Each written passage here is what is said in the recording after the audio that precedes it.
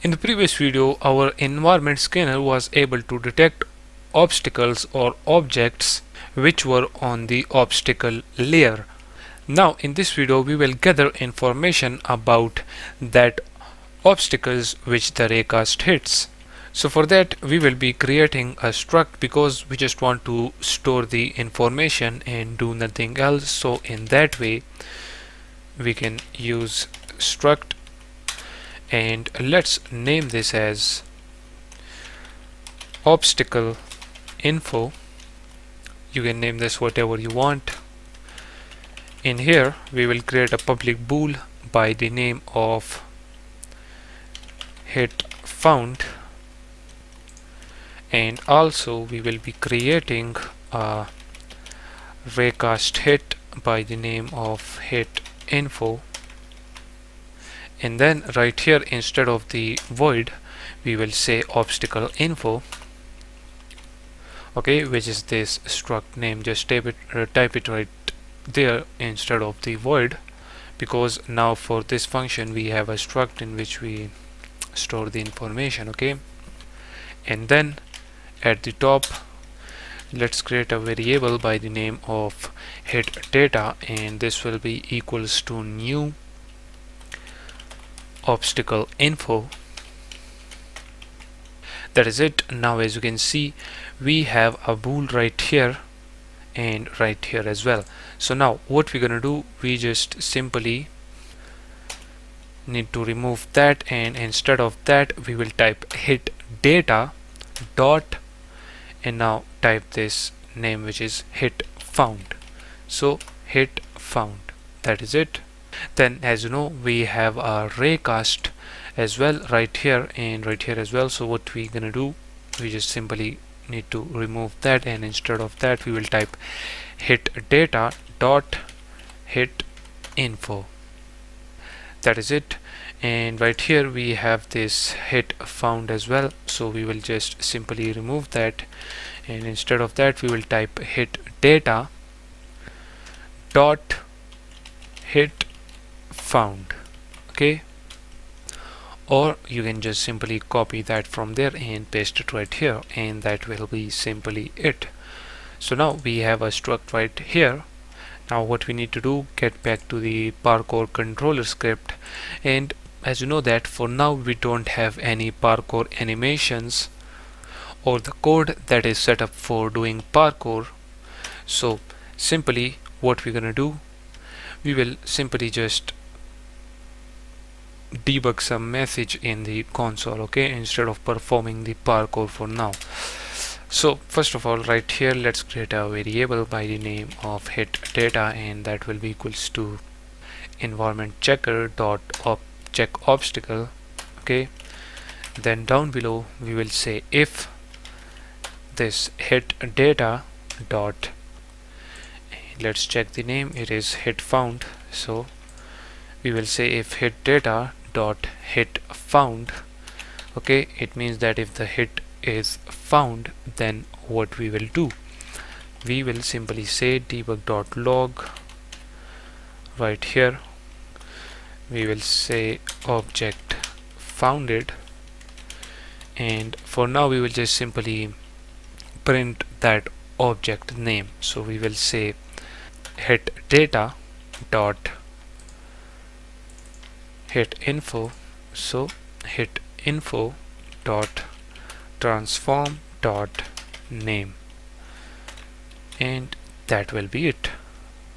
And now if we get back to the environment checker right here, as I told you this is not a normal method, or you can say not a normal function, so we just need to remove that from in there and paste it outside, okay, right here.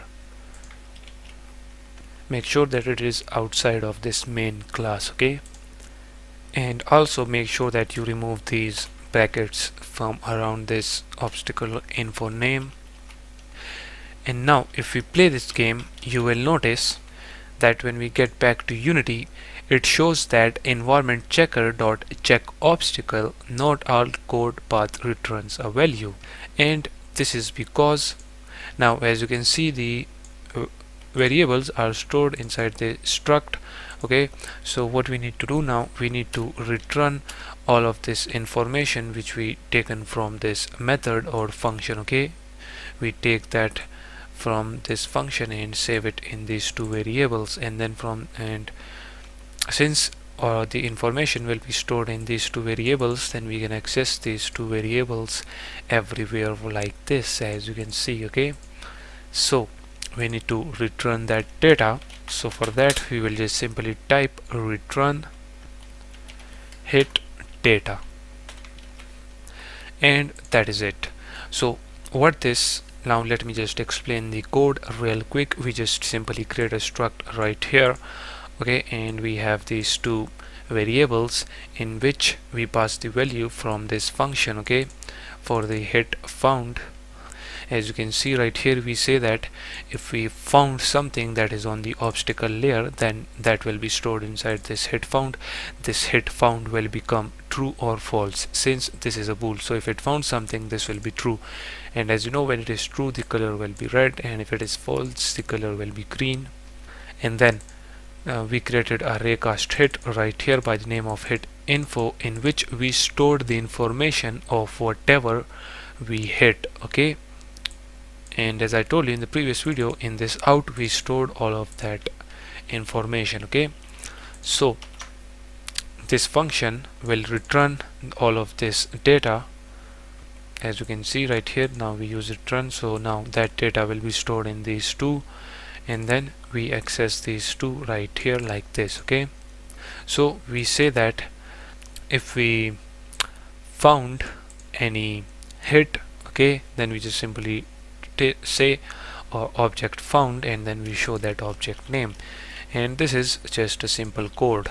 Okay, so I hope you understand. Now let's just save this, get back to Unity. As you can see, the console is now empty, and if we click on the player, everything is set up. Let me actually minimize the player script so that we just be focused on these two. So now if we play the game, so as you can see, the raycast is green, if you notice it. Okay, now you can see the console as well. For now, let me just click on this collapse, okay, so that it shows in a single line, so that we know that whatever we hit. So now for example, if we hit this stall, you will notice that now it shows object founded and then the object name, which is store shell 4. Okay, so it has found that. Now if we get closer to this table, as you can see, it shows founded wood construction. Okay, since this is stored on the name of wood construction, if we come right here, now this is another wood construction. If we come right here to this box, it shows wooden box 72. Okay, so now as you can see, the hit has been found, and we also now know the name of whatever we hit. So in this way you can do this. Okay, and the reason I have created a video for this separately, so that you guys know how you can detect objects and store that object information. So now, as I told you, our parkour system will work like this. When the player raycast hit, okay, hit something, we will just simply detect that, and also we will detect the height of that object, and then according to that height we will play the parkour. Okay, so now we can detect the object, we can now store the information about that object, and we, as you can see, we shown the name, but we can also show the position XYZ, the rotation XYZ of that object. So now we can store every detail about whatever we hit. Okay, so now once we have all of the data, now the next thing is to measure that object height. Since now, as you can see, we are just detecting that object, okay, and information about that object, but not the height. So in the next video we will detect the object heights. Okay, so let's just end this video right here.